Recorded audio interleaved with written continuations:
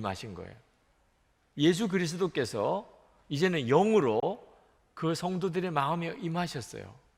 그리고 교회가 된 겁니다. 그러니까 교회는 기도하는 성도들의 마음에 영으로 예수 그리스도가 임하게 될 경우에 이루어지는 거예요. 그게 교회입니다. 이 로마서 12장 3절부터 8절까지의 말씀은 사도 바울이 그 로마서 1장부터 그리고 로마서 8장까지 예수 믿는 게 무엇인가, 십자가 복음이 무엇인가, 우리가 예수님과 함께 십자가에서 우리 옛사람이 죽고 예수님과 함께 새 사람으로 부활의 생명으로 사는 것이 예수 믿는 것이다. 그게 사실이라면 누구든지 자기 자신을 하나님께 산제물로 바치는 삶을 살게 된다.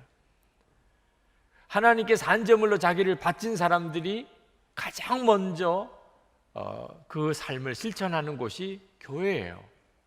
교회를 이루는 거예요. 진짜 이 사람이 하나님께 자기 자신을 산제물로 바쳤는지 안 바쳤는지는 교회를 보고 아는 거예요. 그 사람이 이룬 교회를 보고. 하나님께서 우리에게 교회 크기에 대해서 말씀 안 하셨어요. 성경에 아무리 뒤져봐도 큰 교회, 작은 교회라는 개념이 없어요. 장로교단, 감리교단이란 교파 개념 없어요. 하나님이 원하시는 교회는 하나밖에 없어요. 예수님께서 그 사람의 마음의 중심에 임하셔서 그 사람이 예수님의 사람이 되었는가? 그 사람들끼리 두세 사람이 모이면 그게 교회예요. 여러분, 어떤 사람이 정말 예수님을 마음의 왕으로 영접하고 예수님의 생명으로 사는 사람이 되었다면 이거 얼마나 놀라운 일이에요. 그 사람의 인생은 완전히 뒤바뀐 인생이 되겠죠. 그런데 그런 사람이 두세 사람이 모여보세요. 이건 더 놀라운 일이잖아요.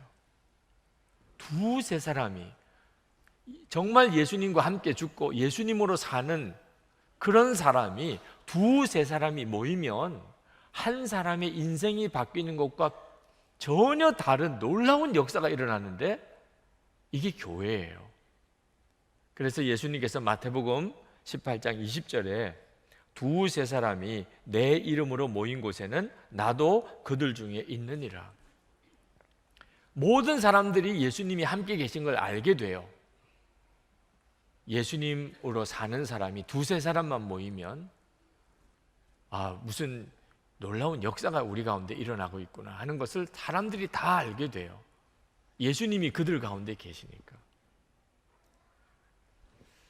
여러분, 이것만 분명하면 훌륭한 교회예요. 교회의 크기가 크고 작은 것은 더 이상 중요한 문제가 아닙니다. 진짜 예수님이 주님이신가가 중요한 거예요. 어느 장로교단에서 장로님을 세우는 과정에서 면접 시험을 보시는데 그 장로 후보자로 추천받은 분이 이제 면접 시험을 보는데 질문을 받았습니다. 교회 주인이 누구냐? 그분이 즉각 대답했어요. 장로입니다. 떨어졌어요. 이분이 나오면서 목사인가? 이랬다는 거예요. 참 답답한 분들이 많아요. 네. 교회 주인이 누군지 모르는 분들이 많아요. 그냥 이름만 예수님이라고 했지 실제로는 교회 주인이 예수님인지 아닌지 구분이 잘 안 되는 경우 많습니다. 여러분, 우리가 큰 교회를 세우려고 하지 말고 진짜 교회, 정말 진정한 교회를 세우는 일을 위하여 기도하고 힘써야 합니다. 그런 뜻에서 보면 선한목자교회는 엄밀히 말하면 교회 아니에요. 그냥 연합교회입니다. 연합교회. 진짜 교회는 여러분이 속해 있는 소그룹이에요. 속회죠. 우리 교회 같은 경우는 속회입니다. 다른 교단에서는 구역이라고 하기도 하고 또는 순이라고 하기도 하고 하여튼 소그룹이에요. 이제부터 여러분에게 드리는 이 설교에 나오는 교회는 여러분의 속회를 생각하시면 돼요. 속회. 이 속회가 정말 놀라운 교회예요. 두세 사람만 있어도 교회라니까요. 여러분들이 정말 예수님이 여러분의 마음의 중심에 계시는 것을 믿고 그 예수님을 왕으로 고백하는 사람들이라면 여러분의 속회는 정말 놀라운 천국 공동체가 될 거예요.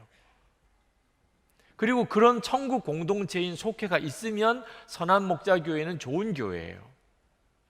아무리 사람들이 이렇게 많이 모여도 속회 공동체가 정말 예수님 주인이신 공동체가 형성되지 않았다면 이건 껍데기뿐이에요.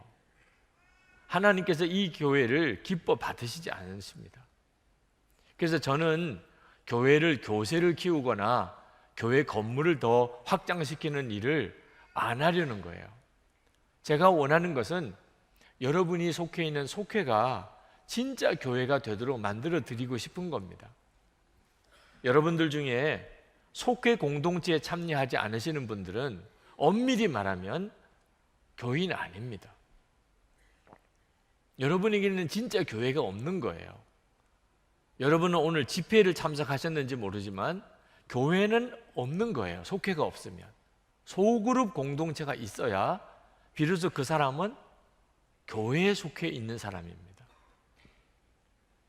저는 어제 지난 여름 방학 동안에 영성일기를 전 속회원이 다 열심히 쓰신, 방학 시작하기 전에는 한 30%밖에 쓰시지 않았는데 방학 동안에 다 쓰셨어요. 그래서 교구에서 상을 받은 어느 속회와 점심 식사를 같이 했습니다. 돈은 저보고 내라 그러더라고요. 너무 기뻤어요. 제가 식사비를 내고 이렇게 기쁠 수도 있을까 하는 생각도 들더라고요. 너무 기뻤어요.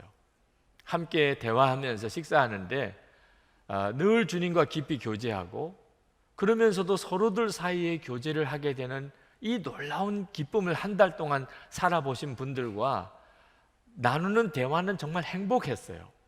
교회는 우리가 이 세상에서 경험하는 천국일 수 있을까? 저는 정말 그렇다고 고백할 수밖에 없었어요.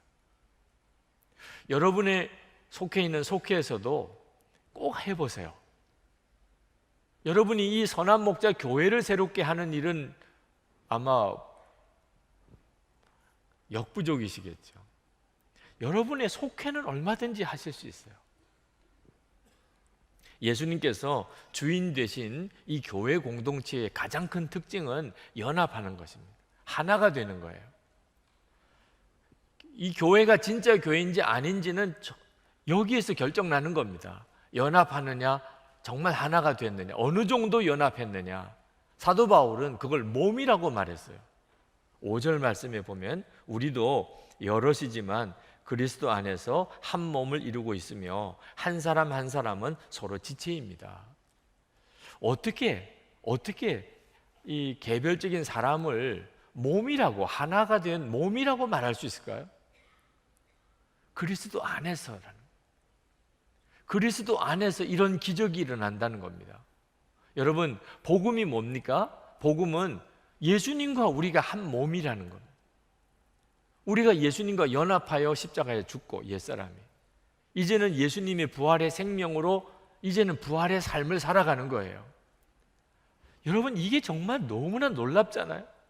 이 사실을 여러분이 진짜 믿는다면, 그러면 옆에 나하고 똑같이 예수님과 함께 죽고 예수님으로 사는 그 사람이 있어요. 예수님과 한 몸이에요. 그 사람과 나 사이에 한 몸이 되는 일이 불가능하면 오히려 이상하잖아요. 주님과는 한 몸이 되는데 주님과 한 몸이 된 성도들끼리는 한 몸이 안 된다면 그럼 말이 안 맞잖아요. 십자가의 복음은 예수님과의 관계만 말하는 게 아닙니다. 같은 예수님을 믿는 우리 모두가 다 하나가 되는 거죠. 이것이 예수님이 주인이신 교회, 왕이신 교회의 특징이에요. 그래서 교회 안에 놀라운 연합이 일어나는 것입니다. 예수님 때문에 일어나는 거예요.